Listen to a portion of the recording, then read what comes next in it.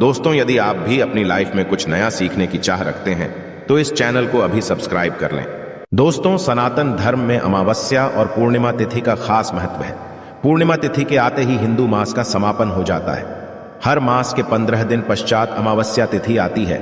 हर एक अमावस्या तिथि का खास महत्व है। ऐसे ही भाद्रपद मास के कृष्ण पक्ष की अमावस्या को भाद्रपद अमावस्या या भादो अमावस्या कहा जाता है। इस दिन स्नान, दान और श्राद्ध करने से खास फलों की प्राप्ति होती है।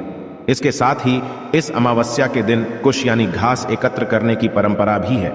इसी के कारण इसे कुशाग्रहणी अमावस्या कहते हैं। इसके साथ ही इस दिन कुछ खास उपाय करके कुंडली से काल सर्प दोष के दुष्प्रभावों को भी कम किया जा सकता है। आइए जानते हैं भाद्रपद अमावस्या की तिथि, शुभ मुहूर्त और उपाय।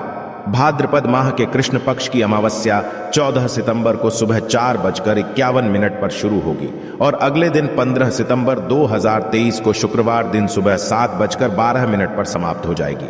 दोस्तों, इस अमावस्या पर यदि घर में लगी तुलसी में बांध दोगे, यह चीज तो हो जाओगे हर परेशानी से मुक्त। तुलसी तो सब लगाते हैं, किंतु इस बात को बहुत कम लोग जानते हैं। तो तुलसी के नीचे बांधे ये एक चीज मां तुलसी का मिलता है। ढेर सारा आशीर्वाद माता लक्ष्मी जी होती है आकर्षित। घर में नहीं आते कष्ट। दोस्तों, तुलसी का पौधा यदि आपके घर में लगा है तो यह आपके परिवार के लिए बहुत ही लाभकारी है। तुलसी के पौधे में देवी लक्ष्मी का निवास माना जाता है और नियमित रूप से तुलसी के पौधे की पूजा करने से लाभ अवश्य मिलता है। वेद पुराण इसके बारे में विस्तार पूर्वक बताया गया है। किंतु इसी के साथ क्या आप जानते हैं, तुलसी के नीचे ये चीज बांधने पर मां तुलसी का मिलता है आशीर्वाद। आपको वो सारी खुशियां मिल जाती है जिसके आप हकदार हैं। किंतु तुलसी के नीचे ये चीज बांधना है जरूरी। आगे बढ़ने से पहले आपसे रिक्वेस्ट करते हैं कि वीडियो को लाइक जरूर करिएगा, दोस्तों को शेयर कर दीजिएगा और यदि आपने अभी तक चैनल को सब्सक्राइब नहीं किया है तो चैनल को सब्सक्राइब करके बेल आइकॉन जरूर दबाएगा। दोस्तों, कमेंट में लिखें जय मां तुलसी, जय मां लक्ष्मी। मां की कृपा सदा आपके परिवार पर बनी रहे। दोस्तों, भारतवर्ष में ही नहीं संसार के लगभग अधिकांश देशों में तुलसी को पवित्रता की दृष्टि से देखा जाता है। अनेक औषधियों गुणों से भरपूर तुलसी का धार्मिक महत्व भी है। अनेक धार्मिक अनुष्ठानों और तांत्रिक प्रयोगों में इसका उपयोग होता है। पुराणों में तुलसी को भगवान विष्णु की पत्नी होने का गौरव मिला। इसी कारण तुलसी जगत जननी भी है। परमात्मा के अनेक दुर्लभ वरदानों में परिगणित तुलसी के को अमृत का प्रतिरूप भी कहा गया है। जहां तुलसी का पौधा लगा होता है वहां ब्रह्मा, विष्णु, शंकर यानी त्रिदेवों का निवास होता है और तुलसी की पूजा करने से महापातक भी उसी प्रकार नष्ट हो जाते हैं जैसे सूर्य के उदय होने पर अंधकार नष्ट हो जाता है। शास्त्रों के अनुसार जिन घरों में तुलसी का पौधा हरा भरा रहता है उस घर में सुख, शांति और समृद्धि बनी रहती है। भगवान की पूजा और प्रसाद में तुलसी का पत्ता होना सबसे जरूरी माना जाता है, क्योंकि इसके बिना पूजा अपूर्ण मानी जाती है। इन्हीं कारणों से सभी हिंदू परिवारों में तुलसी का पौधा लगा होना जरूरी हो जाता है। यदि आपके घर में भी तुलसी है तो सुख, शांति और समृद्धि के लिए तुलसी मां को चुनरी अवश्य चढ़ानी चाहिए। अक्सर लोग जाने अनजाने में कई गलतियां कर देते हैं। वे तुलसी का पौधा तो लगा लेते हैं किंतु तुलसी मां को चुनरी नहीं ओढ़ाते, जिसके कारण उन्हें फलों की प्राप्ति नहीं हो पाती। सदैव याद माता तुलसी को चुनरी अवश्य चढ़ानी चाहिए। तुलसी पर चुनरी जरूर बांधनी चाहिए। तुलसी न केवल एक पौधा है बल्कि ये हमारे मां के समान है। कई घरों में तुलसी को चुनरी ओढ़ाकर रखा जाता है किंतु इसका ध्यान कुछ लोग ही रखते हैं। आमतौर पर लोग तुलसी को लाल रंग की चुनरी उड़ाते हैं, किंतु लाल मंगल का रंग है और तुलसी का कारक बुध है। बुध और मंगल मित्र नहीं है। बुध के अनुकूल ग्रह शुक्र और शनि है। इसलिए तुलसी जी को सफेद, चमकीली या नीली चुनरी चढ़ाना अत्यंत शुभ होता है।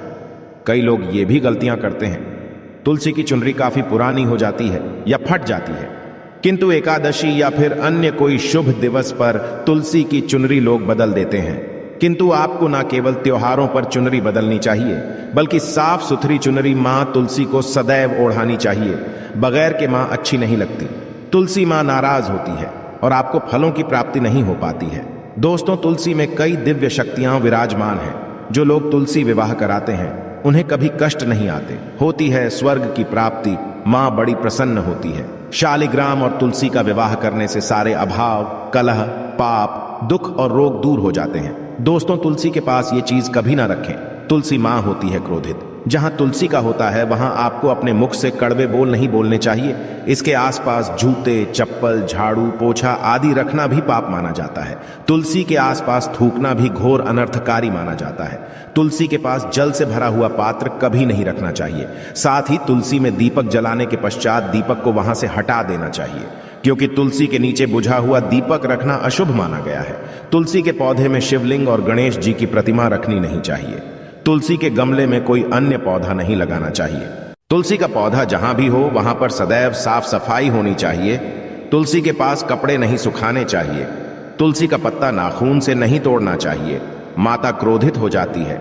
तुलसी के पत्ते सूख कर गिर जाते हैं, उन्हें कूड़े में नहीं डालना चाहिए, पानी में या मिट्टी में दबा देना चाहिए।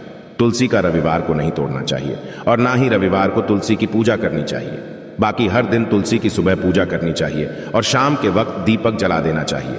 अक्सर महिलाएं स्नान के पश्चात खुले बाल में ही तुलसी को जल देती है। तुलसी को भगवान से सदा सुहागन रहने का वरदान मिला है।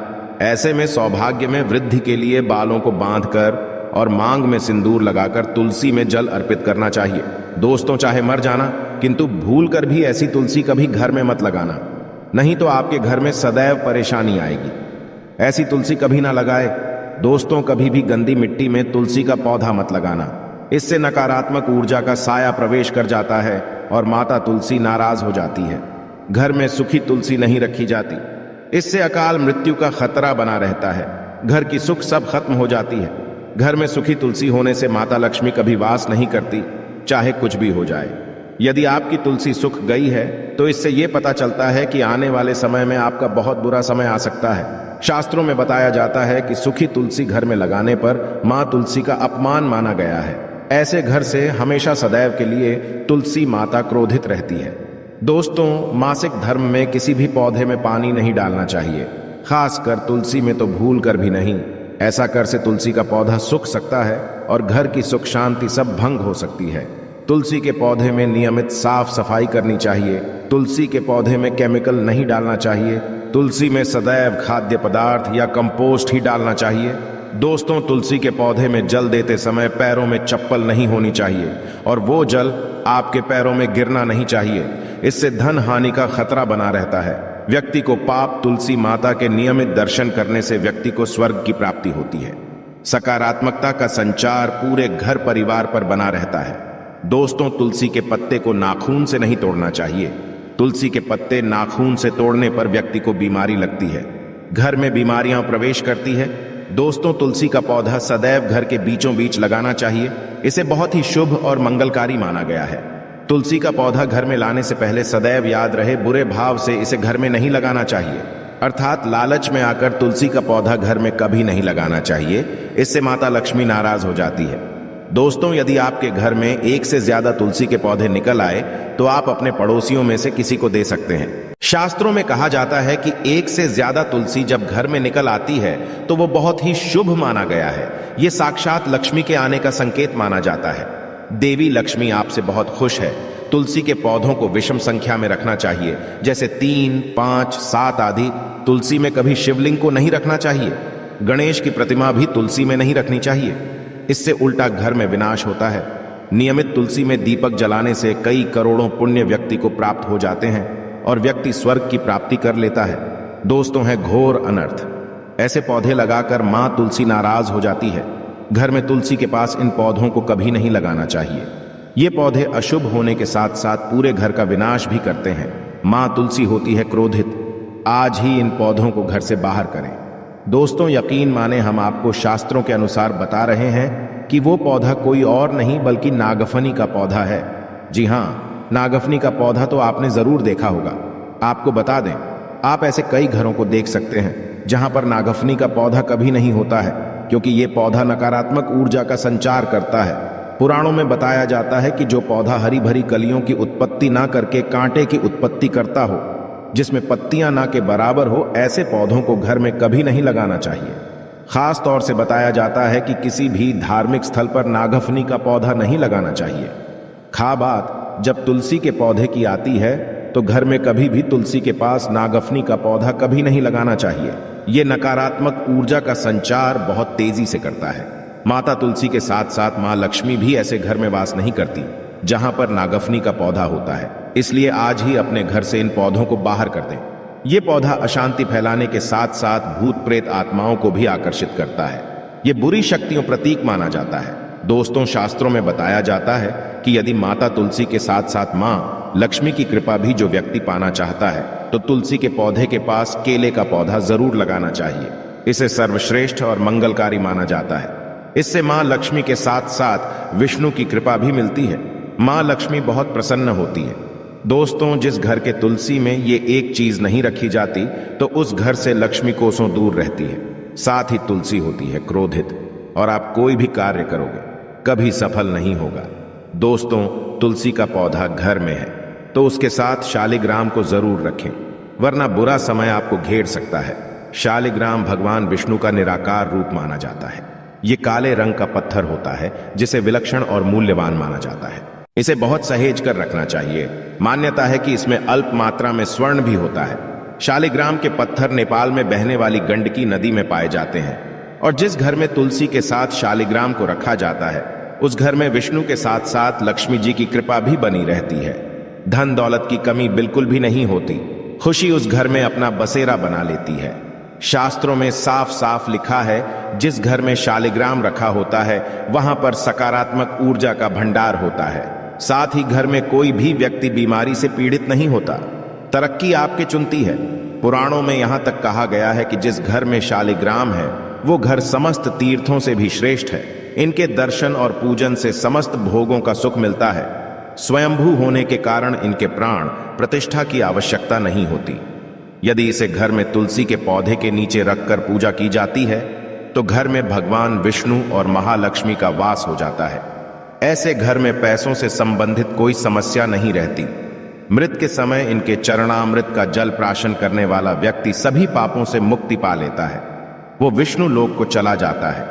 ये चरणामृत औषधि के समान होता है। जो इसका सेवन करता है उसका पुनर्जन्म नहीं होता।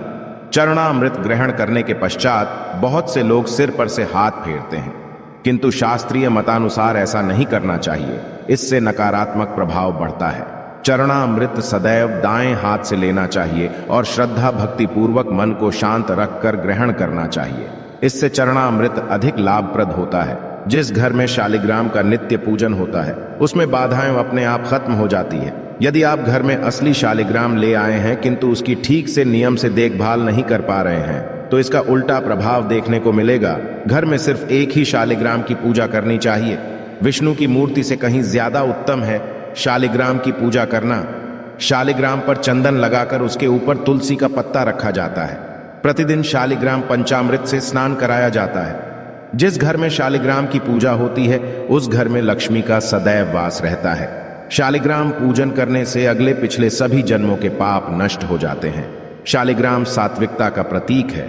उनके पूजन में आचार विचार की शुद्धता का खास ध्यान रखा जाता है। आशा है कि आज की इस प्रस्तुति में बताई गई जानकारी आपको अच्छे से समझ आ गई होगी। वीडियो अच्छा लगा हो तो एक लाइक अवश्य कर दें। धन्यवाद वीडियो के अंत तक बने रहने के लिए।